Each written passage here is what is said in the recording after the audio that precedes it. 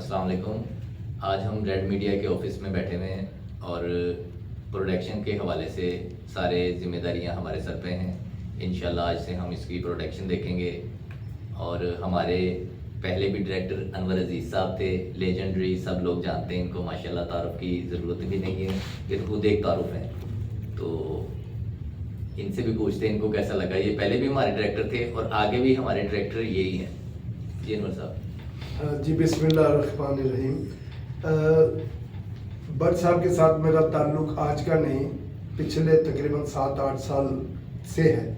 ہماری پہلی ملاقات ہوئی, مجھے انہوں نے ڈائریکٹر لیا, ایک فلم تھی, اس کا کچھ سین تھے, وہ میں نے سین کیے تو بٹ صاحب کو ایسا لگا کہ یار شاید ان سے اچھا ڈائریکٹر کوئی نہیں ہے. وہ آگے میں کہتا ہوں. اور بٹ صاحب نے کہا بھی مجھے, بلکہ 2-3 اسٹوڈیو میں لوگوں نے کہا کہ یار دیکھیں اتنے سید عمر صاحب ہیں, حسن عسکری اس وقت زندہ تھے, الطاف حسین صاحب تھے, اور وہ میرے استادوں میں سے, سینئرز میں سے ہیں. لیکن بٹ صاحب نے یہ کہا کہ نہیں انور صاحب, جو آپ کام کرتے ہیں یا جس طرح آپ کا مینرزم ہے وہ میں نے کسی اور ڈائریکٹر میں نہیں دیکھا. تو یہ ان کی مہربانی ہے کہ یہ آنر کرتے ہیں. تو ان کا میں ڈائریکٹر تھا اور پھر ڈائریکٹر ہوں بھی ابھی تک. اب آج مجھے یہ آنر انہوں نے بخشی کہ مجھے ریڈ میڈیا میں بلایا, تو پتہ چلا کہ بٹ صاحب اب پروڈکشنز کو دیکھیں گے.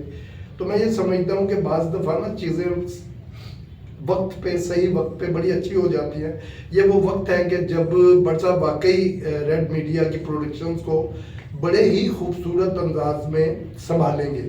اس کی وجہ یہ ہے کہ جو میں نے اس عرصے میں دیکھا کہ نہ تو بٹ صاحب لالچی ہیں اور نہ یہ کوئی وہ ہیں کہ لیگ پولنگ کرنے والے ہیں کہ کسی کو, یہ صرف کام کرنا چاہتے ہیں اور ڈیزرونگ پرسنس کو یہ چاہ رہے ہیں کہ میں پلیٹ فارم پہ لا کے کھڑا کروں. تو یہ بڑی بات ہوتی ہے.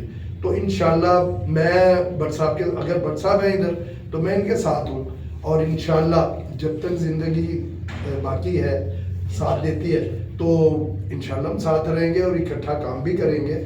اور اس کے علاوہ بھی میری جہاں ضرورت پڑی بٹ صاحب کو تو میں حاضر ہوں. میں مطلب ہے شکریہ. تو سر آپ کو لگتا ہے کہ ہم یہاں پہ کوئی نیا ٹیلنٹ جو واقعی جن کے اندر ٹیلنٹ چھپا ہوا اور ان کو کوئی پلیٹ فارم نہ مل رہا ہو, ان کو ہم لے کر آئیں گے اپنے پلیٹ فارم پہ؟ اور کیوں, بالکل لے کے آنا چاہیے. میں تو یہ سمجھ رہا ہوں کہ پہلے تو ایسا نہیں تھا. پہلے نا اچھے گھروں کی لڑکیاں وہ برا سمجھتی تھی کہ جی وہ ہو فلم انڈسٹری ہو فلانے. اب تو فیملیز کی لڑکیاں, لڑکے اور ایجوکیٹڈ پرسنز ہیں, لڑکے ہیں لڑکے. تو ایک دور ہوتا ہے, وہ میرا اللہ پاک کا کرم ہے کوئی کہ میں 5ویں نسل تک چل رہا ہوں یونیورسٹی. ابھی جو میرے ساتھ کلیگ ہے میرے, وہ کسی نے لیپ ٹاپ لٹکایا ہوا ہے, کیمرہ کنیکٹ کیا ہوا ہے لیپ ٹاپ میں, جو میرے لیے بالکل نئی بات ہے کہ یار یہ تو ہم نے کبھی دیکھا نہیں تھا. کسی نے موبائل پہ کنیکٹ کیا ہوا ہے, اور ایک بہت ہی موٹ فوٹ سلسلے ہیں.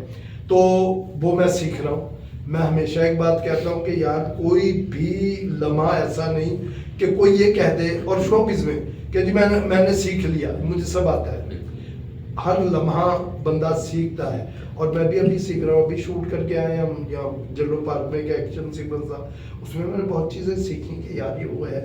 تو مل جل کے یہ نا سینئرز اور جونیئرز کا ملاپ جو ہے, اچھا ٹیلنٹ جو ہے وہ خود بولتا ہے.